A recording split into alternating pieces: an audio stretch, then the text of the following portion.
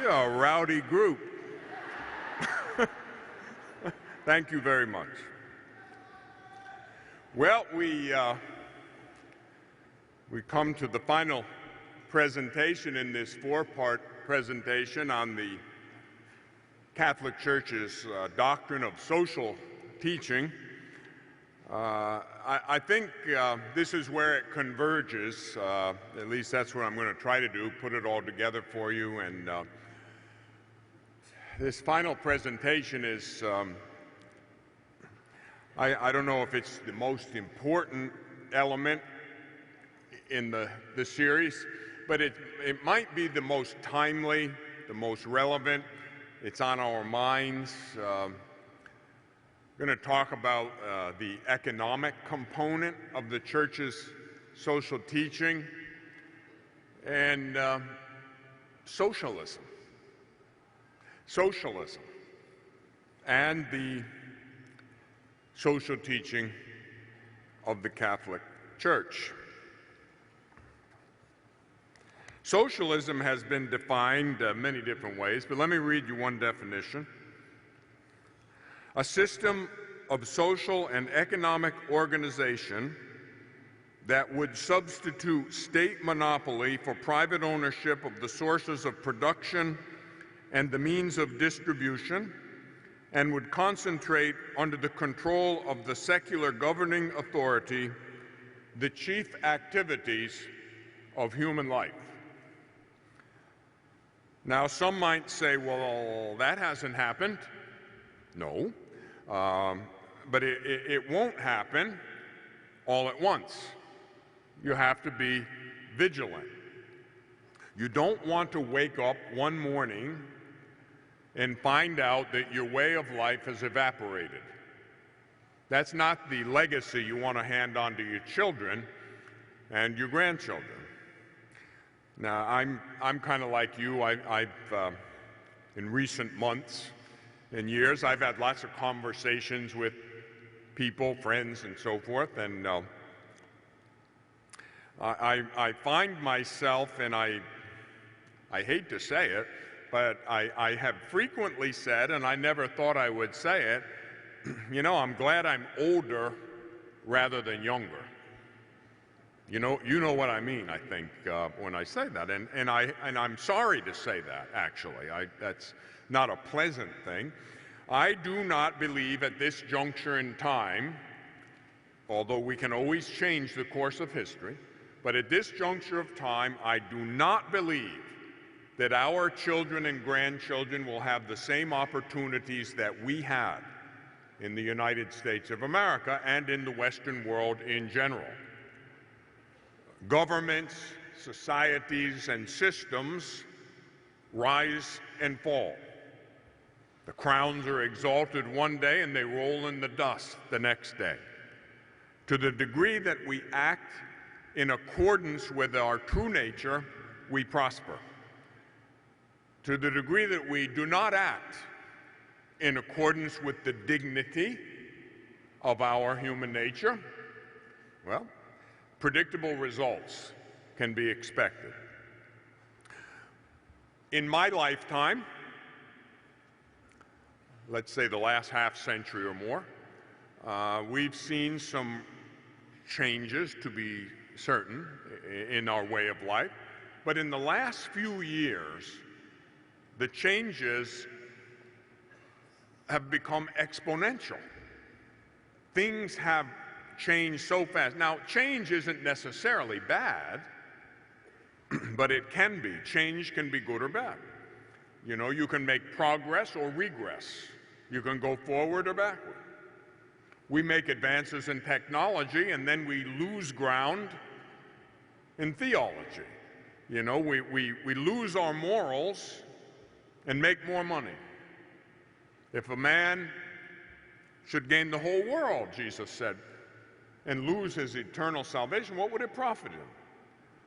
So we've had, in my estimation anyway, and I could give you lots of examples and proof of it, we have been sliding backwards in America, and not only in America. Europe's worse. Believe me, most of Europe is worse than America. You know, Canada, I think, is worse than America. The moral demise of a nation always precedes the ultimate demise of a nation. When you begin to unravel morally, and by the way, that happens one person at a time. That's not some collective phenomenon.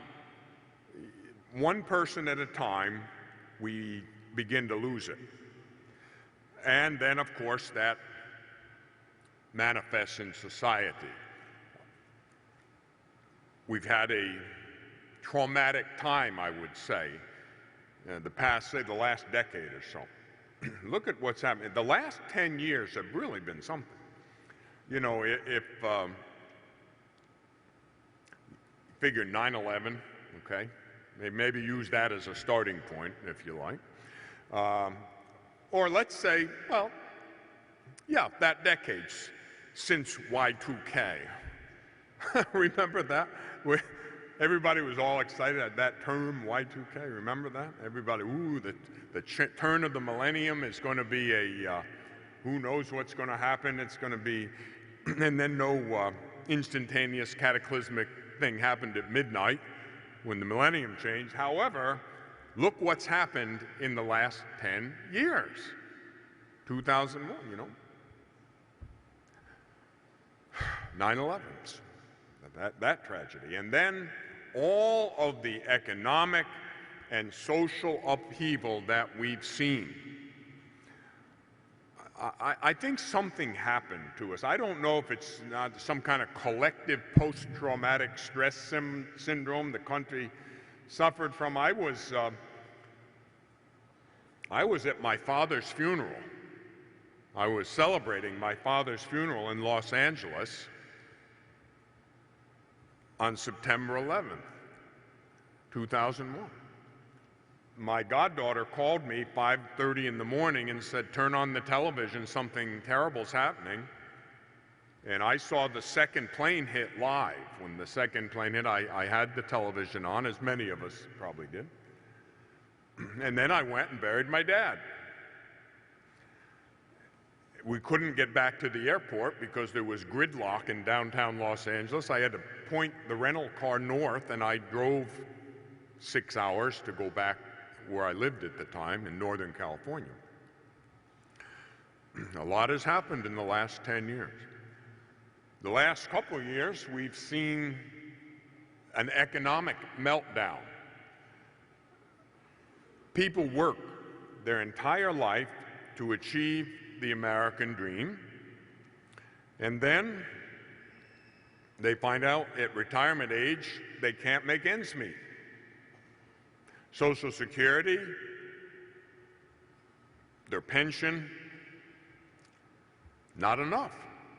We have people in my area, I mean, unemployment rate, if you count underemployment, comes out to about 20% where I live. So 1 out of 5 people is unemployed. They've been living on their savings or unemployment insurance, but that's running out. People have been paying their bills with credit cards, and then to pay the credit cards, they pay with more credit cards. You know, that's a Ponzi scheme. The next thing to crash will be the credit card companies. Real estate is being foreclosed upon at an alarming rate. The last thing in the world a bank should want to do is to be an owner of real estate. That's not what banks do. But they're getting the property back, and then they can't sell it, so it sits there and deteriorates. I live in a pretty nice part of the world, and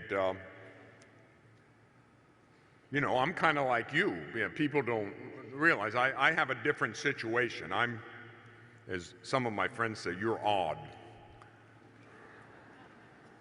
Indeed, I am. You know, I am a weird priest, no doubt. I'm probably one of the few priests you know that rides a Harley Fat Boy, has a permit to carry a concealed weapon, gets death threats every other month, and doesn't mind it too awfully much. So all these things have been happening. I've lost probably, a lot of people misunderstand, oh, well, the church takes care of all your needs. No, the church has never paid me. I've never received a salary from the church. I've never received food, housing, clothing, medical insurance from the church. No, I'm like you. It's called, I gotta work for it, and then I pay for it. Just like you. I have to work, I have to, paid the mortgage payment I don't have a mortgage anymore for the simple reason that, one of the things I did in my spare time, I started to tell you before, is that one of the lawsuits, probably one of the biggest medical fraud lawsuits in United States history, I was the lead plaintiff, worked with the FBI and the U.S. Attorney, and stopped a unnecessary heart surgery fiasco that was going on. And so, I helped the taxpayers recover $54 million of their money, which had been used to Medicare fraud. So that was just, that was like my part-time job for 4 years. And I wouldn't highly recommend it because it's time-consuming, but I'm glad we did it because we stopped that. Almost 1,000 people got about $1 billion in settlement payments for unnecessary heart surgery. The corporation lost about almost $54 billion with a B in equity value. And I felt bad for the shareholders, but, they were doing bad things to good people. So I paid off my mortgage when I got Uncle Sam's money. I was a whistleblower. So I did a prudent thing, and I'm glad I did it. And you should live that way too. And I know you try to do that. You're sensible people. But can you imagine, ask yourself this, if you lived like the United States government presently manages its affairs, wouldn't you soon be bankrupt? Right?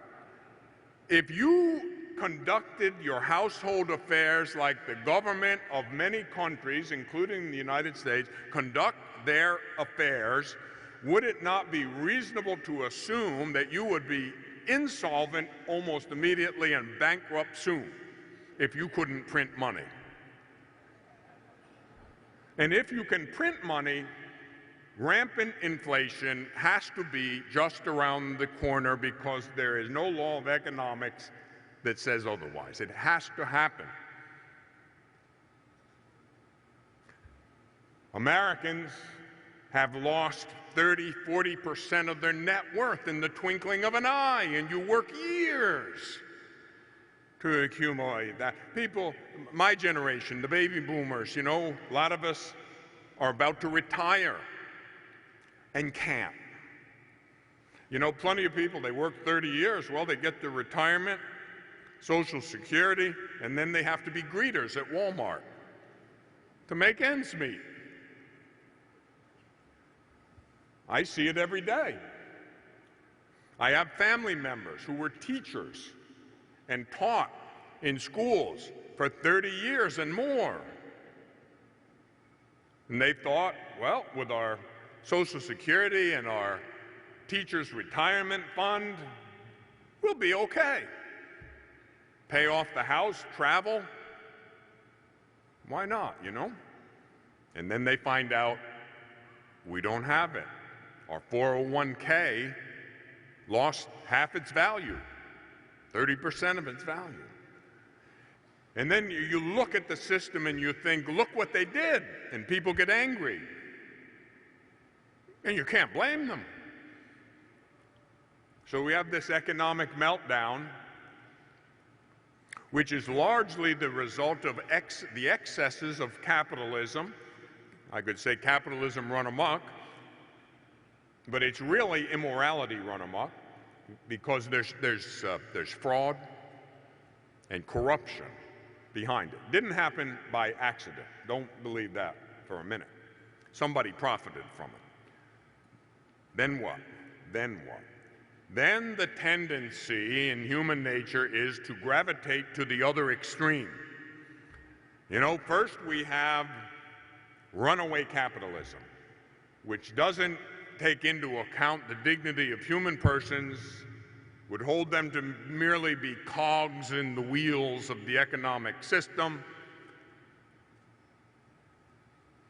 That crashes, and then the tendency for the pendulum to swing to the other extreme. And what is that?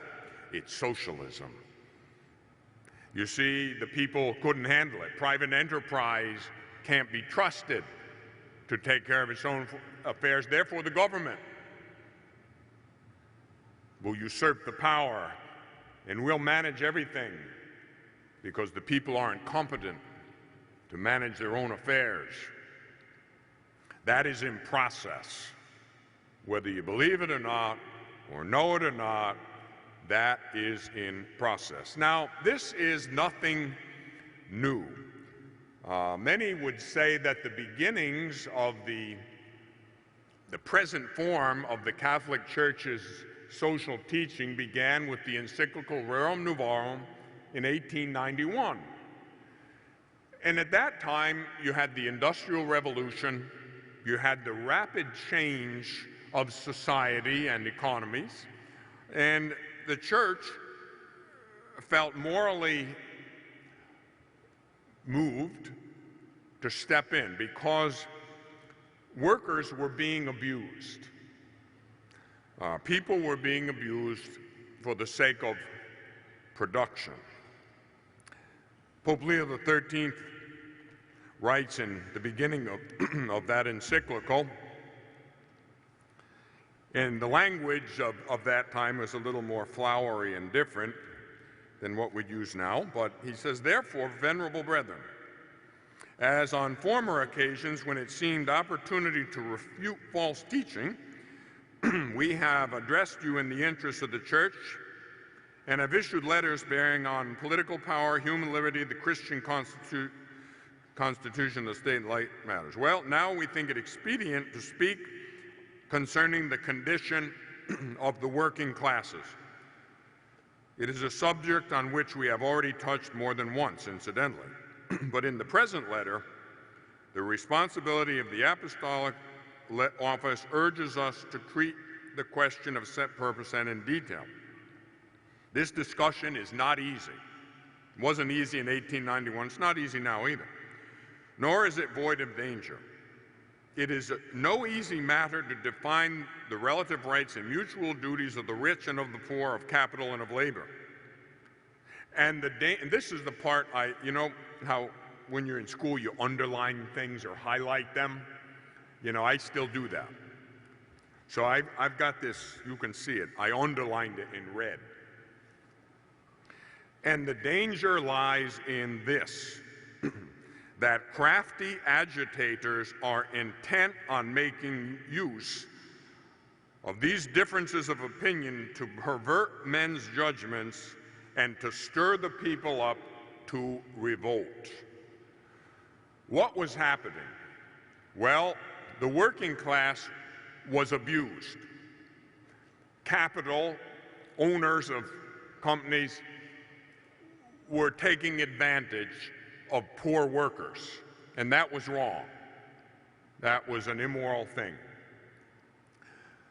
So that should be remedied. However, there were certain people who wanted to capitalize upon that situation for their own political, social, and economic gain. And that is what the Pope is talking about here. This he said, is the problem. And he says, to remedy these wrongs, in other words, the wrongs that were taking place to the workers of the time, the average person, the poor people. In order to remedy these wrongs, the socialists, working on the poor man's envy of the rich, are striving to do away with private property and contend that individual possessions should become the common property of all, to be administered by the state or by municipal bodies. They hold that by thus transferring property from private individuals to the community, the present mysterious state of things will be set to rights, inasmuch as each citizen will then get his fair share of whatever there is to enjoy. Here's the part I like. But their contentions are so clearly powerless to end the controversy that were they carried into effect, the working man himself would be among the first to suffer. They are, moreover, emphatically unjust, for they would rob the lawful possessor, distort the function of the state, and create utter confusion. Socialists, therefore, by endeavoring to transfer the possessions of individuals to the community at large, strike at the interests of every wage earner, since they would deprive him of liberty and of disposing of his wages, and thereby of all hope and possibility of increasing his resources and bettering his condition of life. Socialism is a bankrupt system. Socialism never worked anywhere, anytime. Socialism reduces everybody. It doesn't help the poor. That's a fallacy. That is an absolute fallacy. Ultimately, socialism doesn't help the poor. Rather, it reduces everybody to the same lowest common denominator of poverty and misery, while at the very same time drying up the sources of capital. Where are the jobs going to come from? They're just going to materialize in the sky? I've read countless accounts from people that lived in socialist situations. The communist countries. I remember one written by a very notable physician who had grown up in one of the Eastern European countries. She said it was a terrible state of affairs, and it's the reason that alcoholism, drug addiction, and suicide skyrocketed in those countries. A lousy doctor is paid the same as a good doctor. A lousy farmer is paid the same as a good farmer. A horrible lawyer is paid the same as an excellent lawyer. All incentive for excellence is expunged. It's a miserable, depressing state of affairs. It is immoral, it is unjust, and it strikes at the very heart of human freedom. You remove incentive, you harm humanity.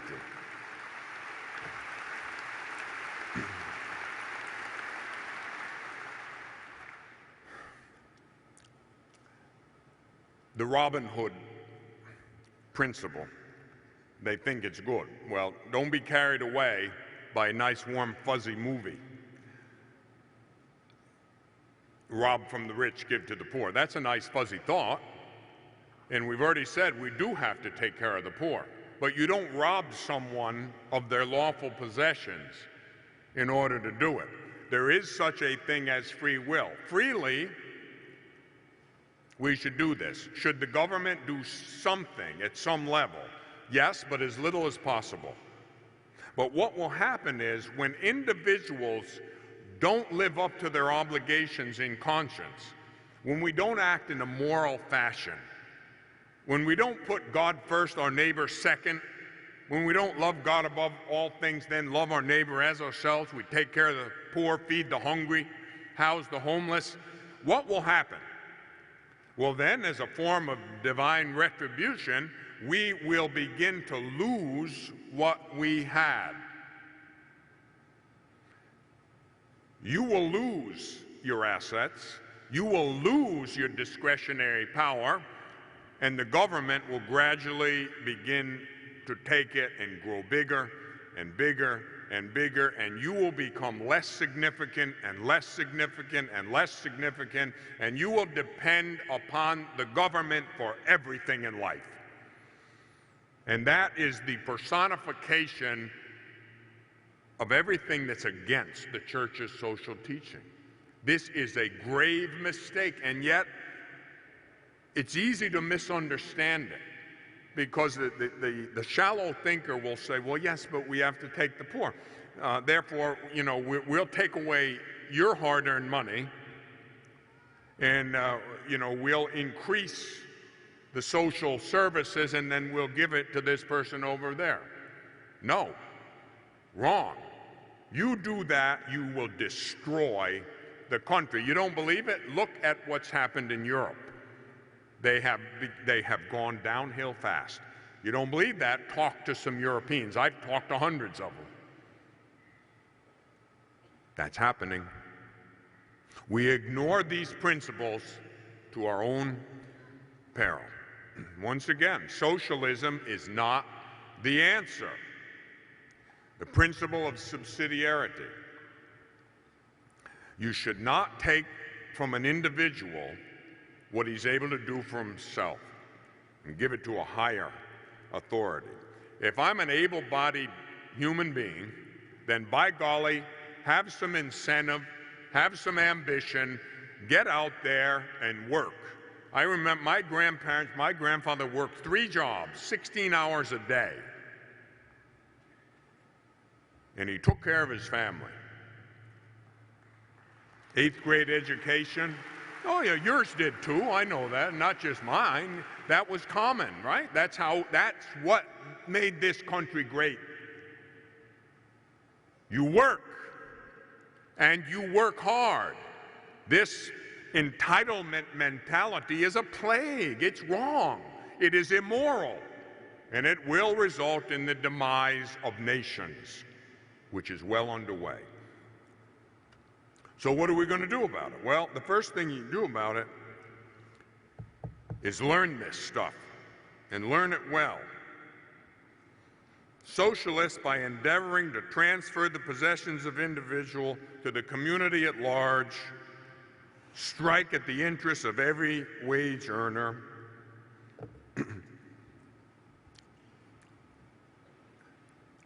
lot of ways to do that. What's one of them? Increase taxes to the point where the government gets more than you do of your hard-earned money. I've had a thought for a while. I pay taxes, lots of them. And I always think of it, I think it's already excessive, but okay. All right. One for my partner, the government, one for me. One for my partner, the government, one. But when the day the government wants more than 50%, I'm going to be mightily aggravated. A friend of mine recently said, don't you realize it already is more? You know, if personal income tax, federal income tax, state income tax, sales tax, use tax, who knows, whatever, an internet tax is coming, by the way. I get regular notifications from the Census Bureau. They're keeping track of internet sales, and there'll be a tax on that. So there'll be all kinds of gasoline tax, this cigarette tax, tanning tax, right? There will be more. Yeah, now they tax, tanning salons, and, people want to go in there and get tan and get some vitamin D or something, 10% tax. So I don't know how much that costs. Say if it costs $10, $1 of it immediately goes to the government. That will increase. There is a certain point where it becomes unjust. There is a certain point where then the government is supposed to do more for you than you are. That makes you lazy. That takes away incentive. And that really strikes at the heart of the first principle of the church's social teaching, and that concerns human dignity. You know, we've been conditioned rather gradually over time to think that not working, in a sense, is a value. Like, oh, I don't have to work anymore, you know, or I'm going to retire at the age of 30. I used to think that before I do what I do now, and I thought, I want to retire when I'm 40. You know, then I can just travel or have fun or whatever. And I could have retired at the age of 35. When I was young, I made enough money in the real estate business, I could have retired when I was 35. Then, of course, I had a spurt of stupidity and lost it faster than I made it, which sometimes happens to younger people and sometimes older ones too. We've got to apply these things. A failure to do so will result in a failure for the country and a failure for your family, a failure to your children and your grandchildren. These things aren't insignificant. I'll tell you something. I'm not a politician, and I don't want to be involved in politics. But I have an obligation to be involved in what the church teaches. I don't tell you who to vote for. I wouldn't. But I have to help give you principles so you can form your conscience, and then you make your decision on who you vote for. Voting involves one of those principles in Catholic social teaching. Remember? Family, community, participation. And that's one of the ways you participate. We get what we deserve. You know? People want to vote for things that are immoral, deleterious, and harmful to society, then you get what you deserve. Bad leadership is punishment for sin. The Old Testament has ample proof of that. You know, we keep it up under the specious pretext of freedom. Freedom of choice, freedom of expression. That's not freedom, that's license. And it's very harmful. Look, every one of you should win over at least 100 people between now and November. Really?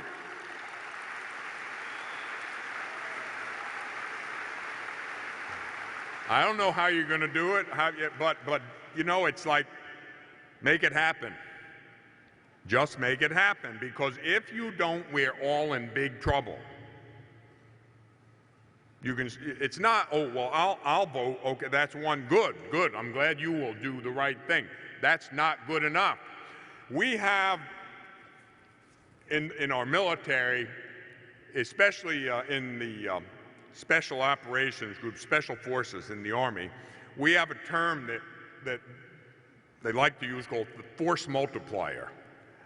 And I've often thought of how the Special Forces operate.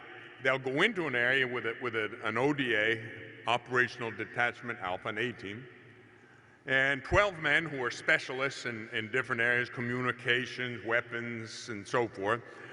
They'll go into an area, and they work with the indigenous population to win them over, and then 12 men, then they could train a battalion or a division of the people. Force multiplier. Force multiplier. One of you, through your good example, your good life, your knowledge of the faith, conveying that to other people, one of you can win over 10 people, 100 people, 1,000 people. That's a force multiplier. We're outnumbered. You have to do this. The failure to do it will result in an increasing catastrophe. So, do this. That's the mission. Okay? Where are we? We're in July. Wow. July, August, September, October, November. You don't have much time. Better get busy. I don't know how you're going to do it, but I'll tell you what, tools like the internet are powerful. You know, it used to be if I wanted to say something happened next Tuesday, and I wanted to exert my influence or do something, what would I do? Well, I could maybe write a letter, send it out to my mailing list. Well, that's kind of weak. Well, maybe can you get on television or radio fast enough? Maybe. Probably not. Internet. My website, email. I can reach millions of people almost instantaneously. And we're foolish if we don't. You have to use the means available. You've got to do this. A failure to put the principles and themes of Catholic social teaching into action results in predictable results. Humanity will suffer at every level. People's economic condition will suffer, their health will suffer, their morals will suffer, everything will suffer. That's how important it is. You know, all that evil requires, and what we're dealing with here is evil. Make no mistake about that. This can all be traced back to the battle between good and evil, truth and lies, light and darkness, life and death. That's what this is about. Life and death struggle. Let me say it as clearly as I can. Satan is the enemy. And I think he's a socialist too. In plain English. Yeah, I know. Some people don't like that. Tough. I have a right to my opinion, just like you have a right to yours, and that's an opinion, that's not a statement of fact, but it's based on fact, and I think I could support that contention. So what are you going to do? Okay, plan of action. Please, take the Catechism of the Catholic Church, prayerfully read the section on the seventh commandment. It's not that long, it's not bad, won't take you that long. Meditate on that, pray about that. If you're not doing it, begin to pray the rosary every day. It'll only take you 15, 20 minutes. Very powerful. Please do that. Please do that. You know, and if you have to, write these things down. I don't know. I write more lists than I used to. I have those little sticky note things, and I write down anything.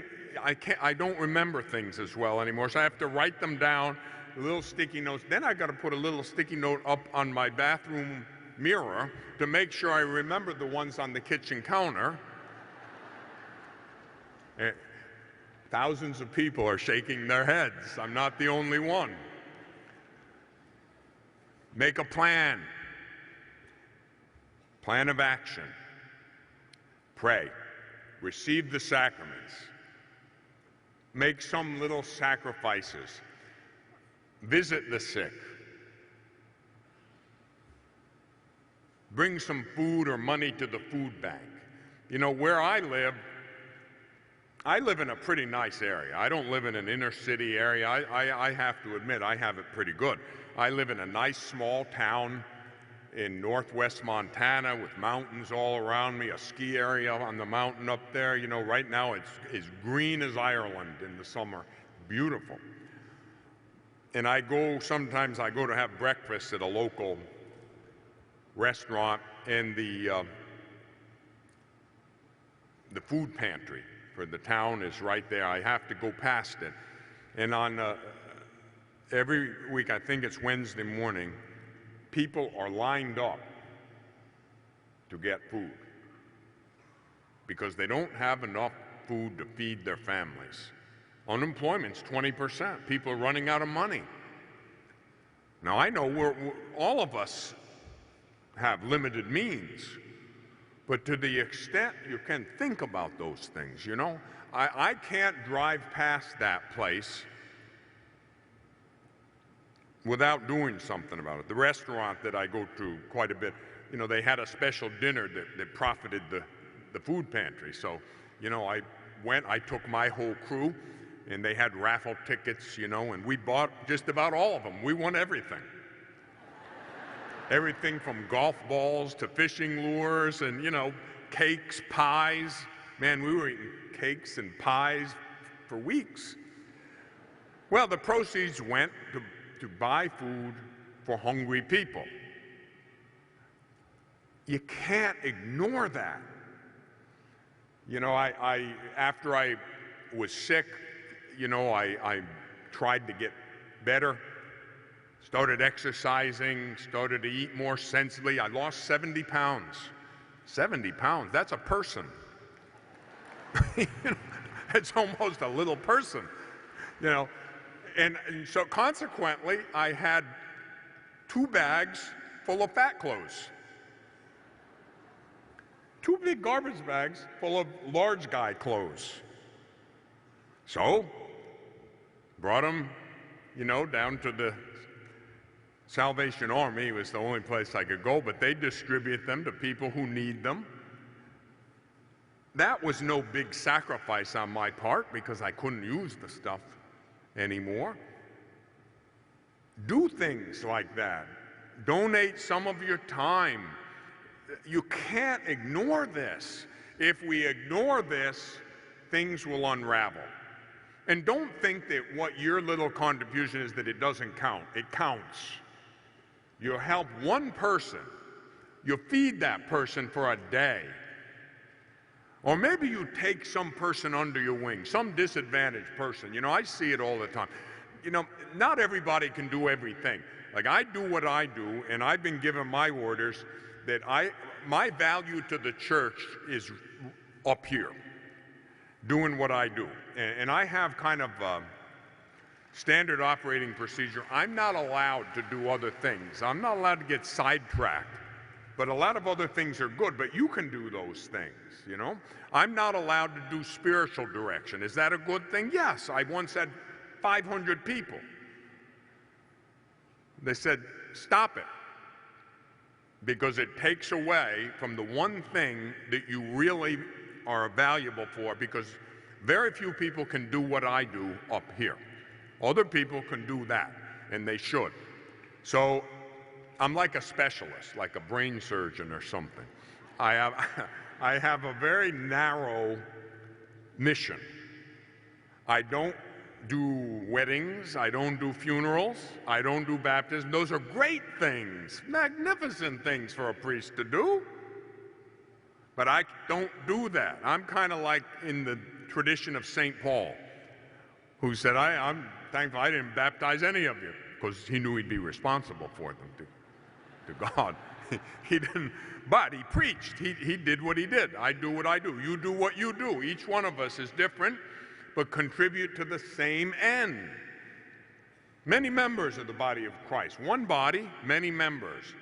You know, you've got the foot, the eye. I mean, they're all valuable, like St. Paul said. You know, shall the hand exalt itself above the eye? No, believe me, you need them both. You need them both. You know, the world needs you. The world needs me. We all have our unique, precious, unrepeatable mission in history. You have a place on the battle line, and it's important. I remember once when I was preparing, when God dragged me out of the gutter, where I spent a good part of my life, I had a lot of spiritual experiences. I don't talk about them too much,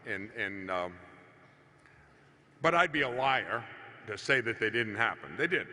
I remember at one point I was having all these spiritual experiences, kind of pretty high spiritual, mystical experiences, and I went to my spiritual director at the time, and I said, oh, Father, I'm getting all these spiritual consolations, all these gifts, you know, all this wonderful thing, and you know, there's always the danger of a subtle pride developing.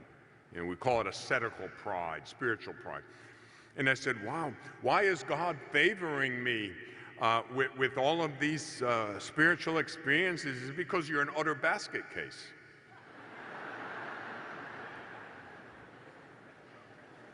Because you're like a bunch of disparate body parts in a basket, and you can't do anything, so God has to give you these little consolations to keep you going. Another time I said to the founder of our congregation, I said, gee, Father, you know, everything's growing. I mean, I used to preach to hundreds, then thousands, then millions. You know, why do you think God has given me all those gifts? And he said, quite simply, because he couldn't find anybody worse.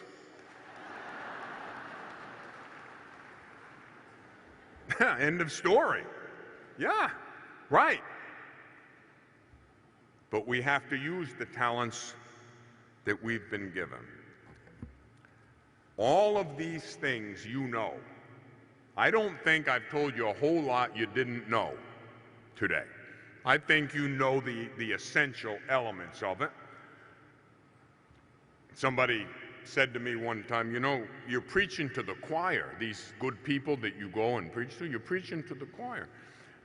But Jesus preached to the choir too. Our job is to confirm the brethren. Your job is to go out and get the rest of them. You know, I remember in one of those spiritual experiences I alluded to, I had a kind of a mystical, whatever it was, and I don't make a big deal out of those things because the reason I had those things is probably just what they said, because I was a basket case. But it was like a war, a battle scene, fierce battle, like what we might call a forward operating base, perimeter, wall, and forces attacking, violent combat. And I was running from position to position, exhorting the troops.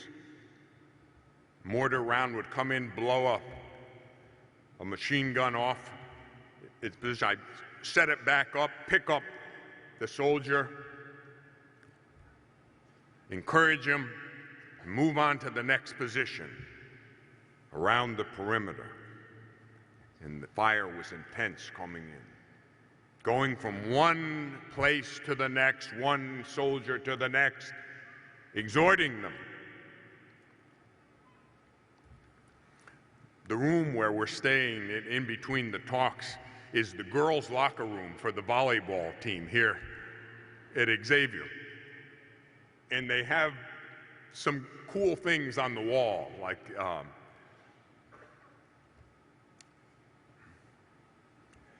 if I haven't given everything I have today, I've lost that. Everything that you don't give, you lose. If I've expended everything, I haven't lost. I've given it, I can't lose it. I've given it. Another one I saw in there was, the harder you work, the easier it is to not surrender. I like that one.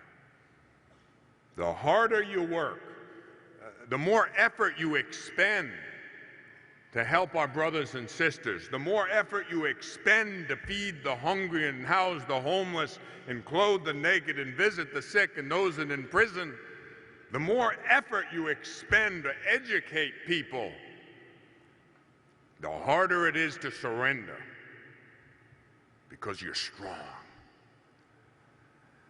It's easy to surrender if you're weak. It's easy to surrender if you set your sights low. One of the worst things that socialism does is that it extracts human incentive out of a person. There is no excellence in that system. And one of the things that you have to have in any country, any system, a football team, anything, You have to strive for excellence, one person at a time. Like the Army commercial says, be all you can be. Jesus said it himself. You must be perfected as your heavenly Father is perfect. Perfection, excellence, whether it's in education, athletics, the business world, or the church, excellence is the only thing.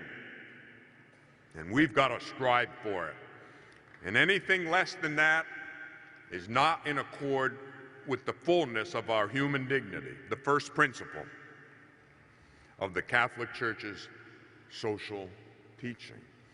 And so you and I have to be like good coaches. Now, I've got a physical trainer now. She's not quite like some of the coaches that I've had in my life. My football coach in high school was probably the most memorable of all the coaches I had, because I was in high school a while ago, and things were different in those days. I'll never forget, we had a great football coach. We had a great tradition in my high school of football. We were a Class B school, not a lot of students, but we often beat AAA schools in football. Why? We had a very, very excellent coach. Now, what made him so excellent? Well, he did know football, but he basically was a fundamentals kind of a guy. And I know the boys, from about the age of 12, the only thing I could think of is I got to play football for Coach Hamlin. And so I started lifting weights and working out, and by the time I was 14, I weighed exactly what I weigh now. The only difference was I could bench press 300 pounds when I was 14, which is a lot of weight for a 14-year-old kid to bench press. So I was motivated. I had worked hard, but I had no idea how much harder I was going to work. And I remember the first day was hot and humid in upstate New York. Went to the locker room, got issued our equipment, went down to the practice field. Assistant coaches had us running laps around the field, then lined us up, and down the hill came the bear, Coach Hamlin. He was dressed in his formal football attire, which meant Bermuda shorts and a ragged t-shirt. He was the biggest, hairiest man I had ever seen. And he stood in front of us, and he said, laps. And he made us run around the field. And then he stopped us and he made us run wind sprints the length of the football field until men began to collapse. One after the other, they were throwing up. Now, this was the old days before lawsuits. And when everybody was in a sufficient state of exhaustion, the bear hovered over us and smiled and said, "Welcome to football, ladies." And it went downhill from there. He ran us ragged. He was a perfectionist, out of the Vince Lombardi school of perfection. That meant hard work. That meant fundamentals. Day after day, double sessions, hot, humid, run, run, run. We were almost in a state of mutiny. We wanted to revolt. Finally, the night of the first game came. We played night games. I was one of 2 freshmen that was allowed to dress and play on the varsity team. Well, we went out that night and we won 62-0. We were coming off the field going into the locker room, and a collective light bulb went on. And we realized what the coach had done for us. We realized that he had taken a bunch of well-meaning but undisciplined kids And he helped to turn us into winners. And he instilled in us a work ethic. And that if you want victory, you will expend blood, sweat, and tears. And there will be no victory if there is not a torrent of blood, sweat, and tears in anything. Whether it's on a football team, whether it's in a military unit, whether it's in the corporate world, whether it's in your family, whether it's in your country or your parish, you will have to expend some perspiration and some blood and some effort if you want to win. That's called excellence. And the teaching, the social teaching of the Catholic Church wants every human being to strive for excellence. We want to have a situation, we want to cultivate a society where everyone can come to the fullness of their human potential. And anything less than that is insufficient. Mediocrity is the curse of our generation. Excellence is what we have to strive for. And so remember, love God above all things with your whole heart, mind, and strength. And then love your neighbor as yourself out of love for God. Remember that it's Jesus in every poor person. Feed the hungry. House the homeless. Visit the sick, the elderly, those in prison. Don't neglect these things. If we neglect these things, we neglect our salvation. If as a society we neglect these things, we imperil our affluence. You know, if you have anything, the best way to preserve it is to give some of it away. I do that. You know, I admit that I have assets. You know, I'm not tax exempt. Some people ask me, I did a television interview, the guy said, how come you're not tax exempt like everybody else? I said, because when the government tells me in order to preserve my tax exemption, I can't talk about abortion, gay marriage, or whatever else, I can tell them, kiss my butt. In plain English.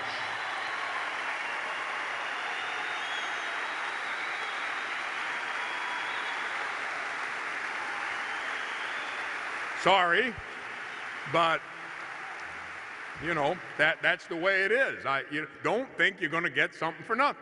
So, you know, that's just the way I do it. I'm not saying somebody else has to do it that way. But I like you, I work. I own a media company. The media company sells stuff. Every once in a while, these media people, they try to aggravate me.